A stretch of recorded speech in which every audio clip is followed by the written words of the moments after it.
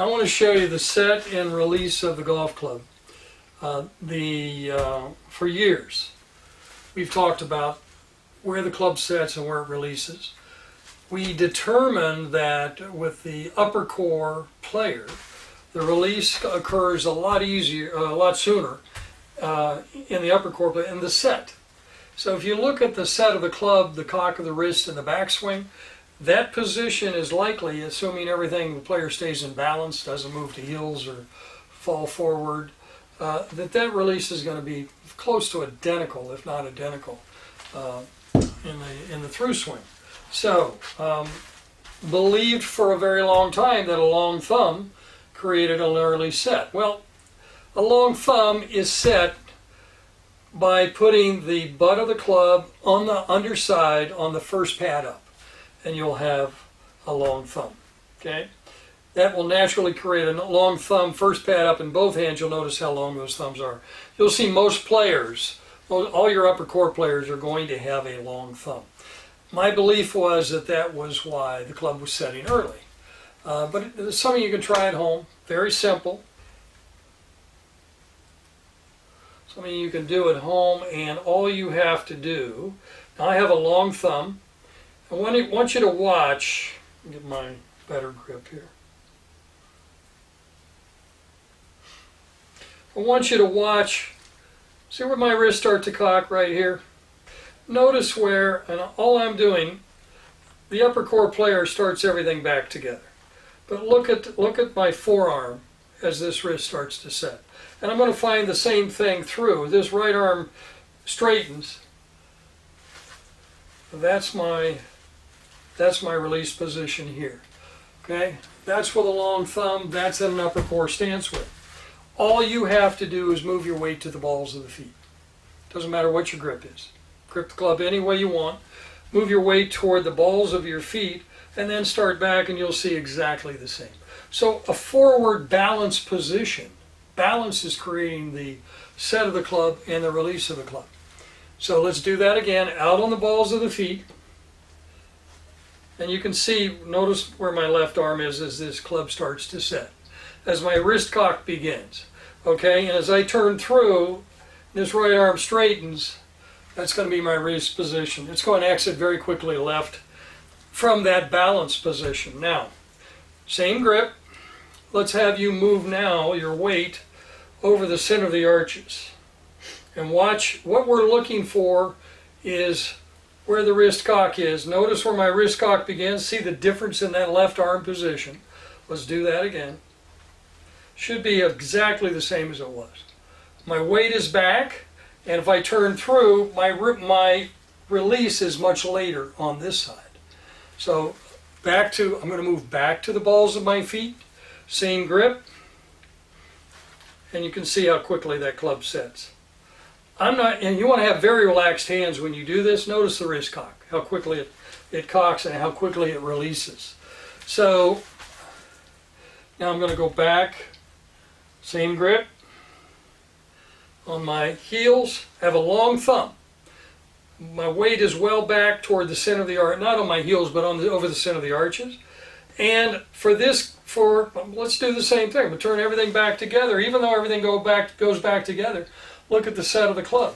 And the release of the club is going to be very similar on this side.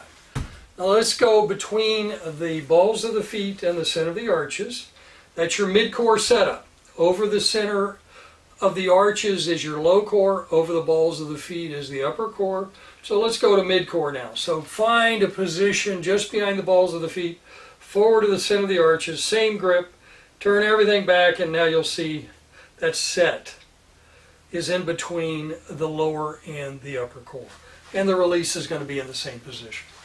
So when we talk about set and release of the club, early casting, all of the things we discuss, and when we're giving a golf lesson or if you're taking a lesson, it comes out of balance. I mean, the more we explore, the more, everyone knows how important balance is, but absolutely everything we teach in right balance is balance. And sometimes our assumptions are not correct. Conventional wisdom, long thumb, early set, no. If you want to get that club set early, move forward. If you want that club to have a little bit later set, what goes with that is the use of the body. So if you have over the center of the arches, you're going to release, your hips are going to turn through much faster than they will on the balls of the feet. And we've talked about that in other videos. So what does this mean? Basically what it means is that grip size is very important, because grip size moves you heel to toe. That your balance, we've talked about now using the BOM, the isometric move and address, the right balance express exercises, and how that creates the same carrying angle, same angles at the top. We still want to make sure we're in stance widths that recruit these different regions. And what that means is this. I have my right balance numbers here at a 90-degree angle. Now I'm going to go to 0. If you just watch my profile here, because all I'm going to do is add a little bit of knee flex. I'm on 0 and 1. Okay, you can see how I sit down. Ideally, you're able to see that my weight is right over the center of my arches, and what that means is forward, right in front of my ankles. If you drew a line from my ankles straight down, that's pretty much where my balance is right now.